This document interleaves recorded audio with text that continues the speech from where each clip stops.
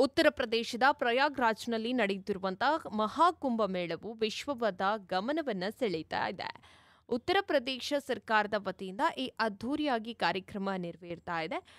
UP CM Yogi Adityanath ಅವರು ಇಡೀ ಮಂತ್ರಿಮಂಡಲದೊಂದಿಗೆ ಪ್ರಯಾಗ್ರಾಜ್ಗೆ ತೆರಳಿ ತ್ರಿವೇಣಿ ಸಂಗಮದಲ್ಲಿ ಸ್ನಾನವನ್ನ ಮಾಡಿದರು. ಪ್ರಯಾಗ್ರಾಜ್ನಲ್ಲಿ ಕ್ಯಾಬಿನೆಟ್ ಸಭೆ ನಡೆಸಿದ ನಂತರ ಉತ್ತರ ಪ್ರದೇಶದ ಮುಖ್ಯಮಂತ್ರಿಯಾದಂಥ ಯೋಗಿ ಆದಿತ್ಯನಾಥ್ ಅವರು ತಮ್ಮ ಸಂಪುಟದ ಮುಖ್ಯಮಂತ್ರಿಗಳೊಂದಿಗೆ ವಿಶೇಷ ದೋಣಿಯ ಮೂಲಕ ತ್ರಿವೇಣಿ ಸಂಗಮಕ್ಕೆ ತೆರಳಿ ಪವಿತ್ರ ಸ್ನಾನವನ್ನ ಮಾಡಿದರು.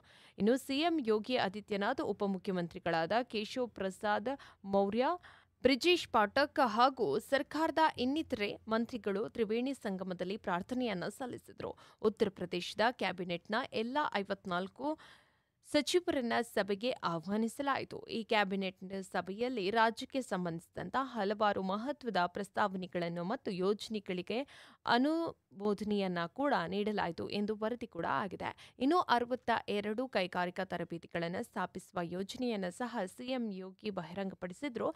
ಪ್ರಯಾಗ್ರಾಜ್ ಹಾಗೂ ಇಲ್ಲಿನ ಪ್ರದೇಶಗಳನ್ನು ಅಭಿವೃದ್ಧಿಪಡಿಸಲಾಗುತ್ತೆ. ಇಲ್ಲಿನ ಮೂಲಭೂತ ಸೌಕರ್ಯಕ್ಕಾಗಿ ಗಂಗಾ ಎಕ್ಸ್‌ಪ್ರೆಸ್ ವೇ ವಿಸ್ತರಣೆ ಮಾಡಲಾಗುವುದು ಎಂದು ಈ ಸಂದರ್ಭದಲ್ಲಿ ಅವರು ತಿಳಿಸಿದ್ದಾರೆ.